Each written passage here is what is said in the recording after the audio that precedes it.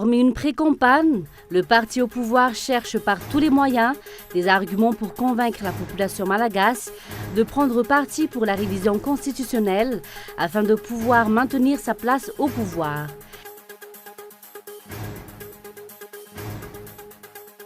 Et puis l'association Vevav Matanzak Adaband est venue rendre visite au président national du parti malagasy Miaramieng à son domicile. Il s'agit d'honorer la promesse faite au peuple, a déclaré le député Souleymane. Lors de sa visite à Paris, le président palestinien a déclaré que les États-Unis s'étaient discrédités en reconnaissant Jérusalem comme la capitale d'Israël.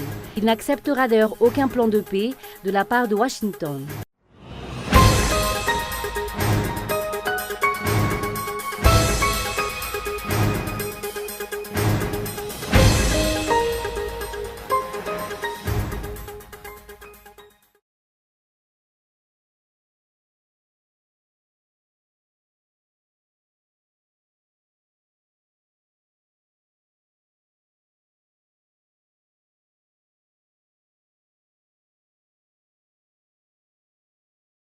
Bonsoir à tous et bienvenue dans ce journal.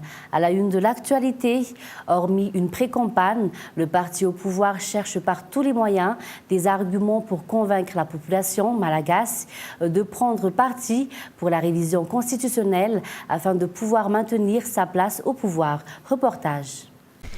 Actuellement, le parti politique HVM se concentre sur des calculs politiques visant à maintenir sa place au pouvoir au vu de la prochaine élection présidentielle. Il cherche par tous les moyens de convaincre le peuple d'opter en faveur d'une révision constitutionnelle en passant par un référendum.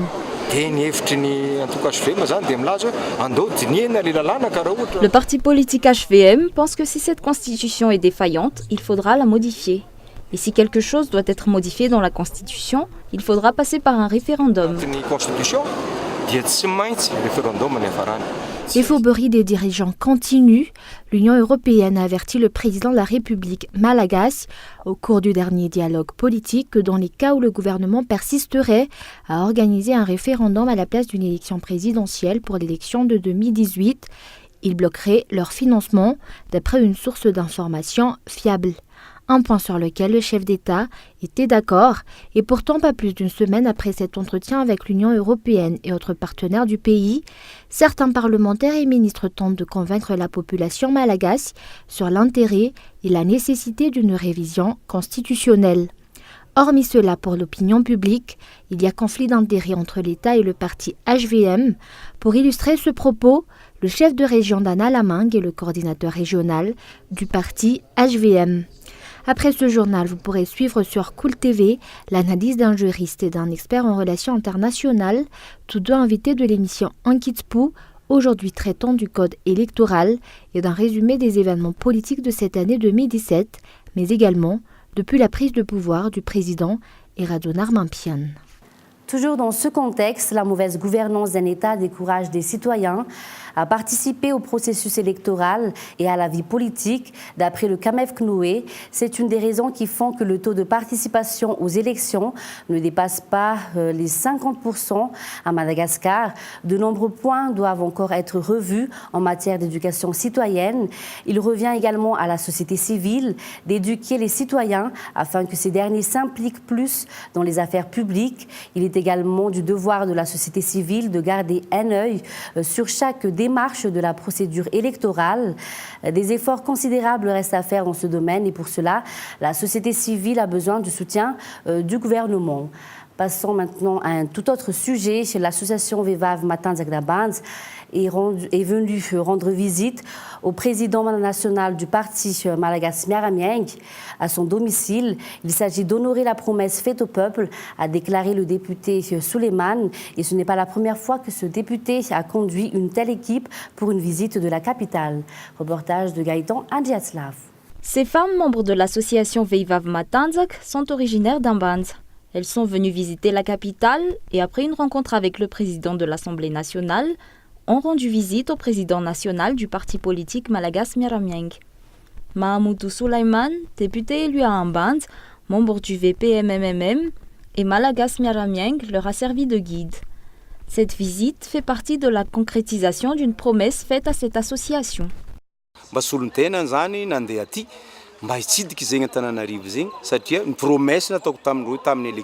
Ces représentants sont là pour visiter la capitale car je le leur ai promis auparavant. Comme nous sommes passés, nous en avons profité pour rendre visite au président national du MMM, mais également au président de l'Assemblée nationale.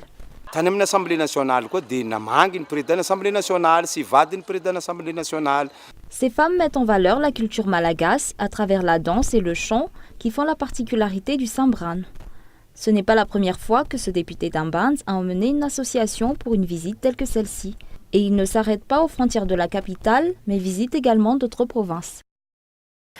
Page sociale, le nombre d'enfants sourds-muets augmente de plus en plus à Madagascar. Malheureusement, les centres d'éducation spécialisés dédiés aux personnes souffrant d'un tel handicap sont peu nombreux. Les centres d'éducation spécialisés prenant en charge des enfants sourds-muets sont encore très peu nombreux à Madagascar. Ce handicap complique leur éducation. Toutefois, cela ne les empêche pas d'avoir la capacité de réussir avec succès leur parcours scolaire. Le centre Akama, Wakan Marin, fait partie des centres spécialisés qui prennent en charge des sourds-muets. Aujourd'hui, ce centre, en plus de fêter Noël, a organisé une cérémonie pour marquer la fin de la formation de leurs apprentis. Ces élèves demandent une attention particulière, c'est ce qui complique parfois un peu les choses. Ils ont par exemple du mal à parler et par la même occasion ont parfois du mal à écrire. D'autre part, les formes de discrimination, directes ou indirectes, subies par les handicapés ne manquent pas.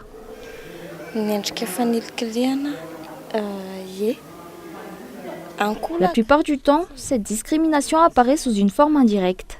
Les gens ont du mal à s'adapter à ces enfants et à les accepter tels qu'ils sont. Les handicapés ont les mêmes droits que tout le monde. Ils ne doivent de ce fait ni être rejetés, ni être traités différemment, que ce soit chez eux ou dans la communauté. Dans le reste de l'actualité, demain, dans les locaux d'Urban Futsal, se tiendra la seconde édition de Strong by Zumba, Christmas Masterclass, un événement qui se démarquera par la présence de 8 coachs. Michela Ranardzon. Rendez-vous demain à 15h dans les locaux d'Urban Futsal à Ndahar pour participer à la seconde édition de Strong by Zumba, Christmas Masterclass. Un événement sportif pour toute catégorie d'âge, pour perdre quelques kilos en trop ou tout simplement pour garder la forme. Les participants auront droit à une séance qui durera au total 1h30, accompagnée par 8 différents coachs. Voilà, on est 2, 4, 6. Il manque encore 2 instructeurs qui doivent être avec nous aujourd'hui. On vous retrouve demain pour notre masterclass Strong by Zumba à 15h à l'Urban Futsal.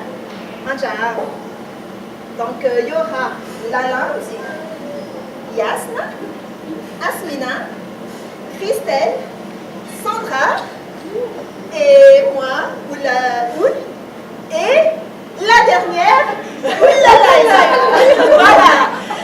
Il nous manque encore Rinja, c'est le seul mec. Donc on vous donne rendez-vous demain. Venez nombreux. Passons maintenant à l'actualité internationale. Lors de sa visite à Paris, le président palestinien a déclaré vendredi que les États-Unis s'étaient discrédités en reconnaissant Jérusalem comme la capitale d'Israël.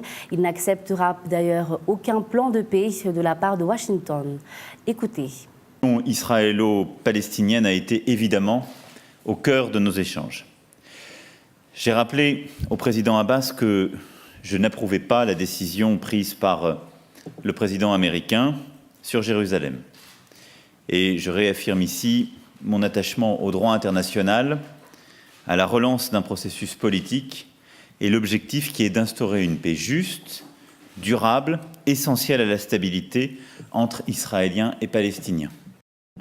Que ce soit au niveau bilatéral, plutôt France-Palestine, ou la France au sein de l'Union européenne et donc dans un cadre plus multilatéral. Merci à la France, merci pour le vote d'hier à l'Assemblée générale.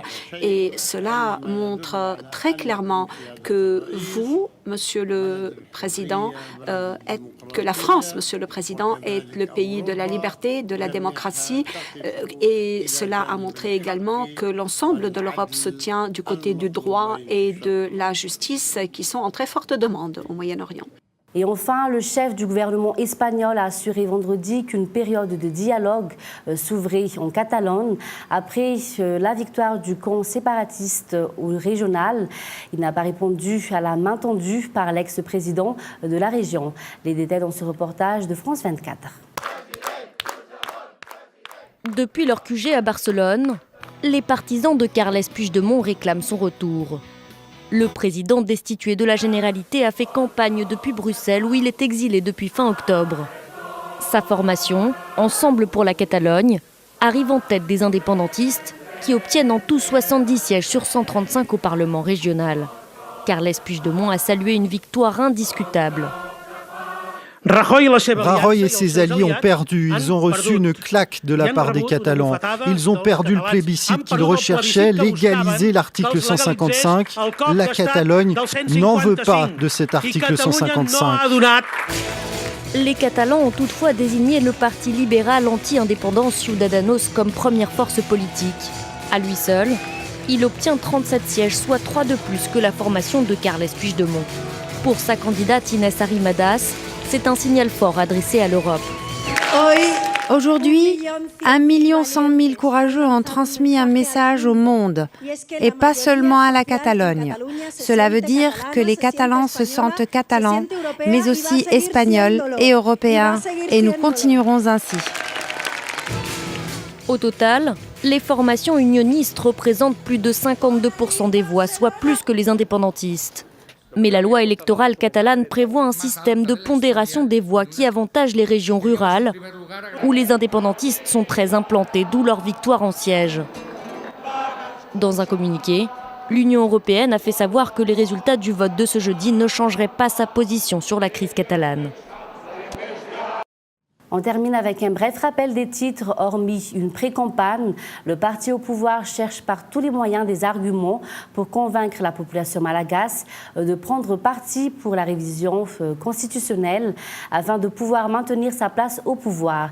Et puis l'association Vevav Matanzak Damans est venue rendre visite au président national du parti malagasy Meramieng à son domicile.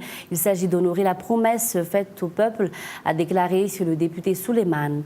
Et enfin, lors de sa visite à Paris, le président palestinien a déclaré vendredi que les États-Unis s'étaient discrédités en reconnaissant Jérusalem comme la capitale d'Israël. Il n'acceptera d'ailleurs aucun plan de paix de la part de Washington. Et c'est la fin de ce journal. Merci de votre fidélité. Bonne soirée à tous sur Cool TV et au revoir.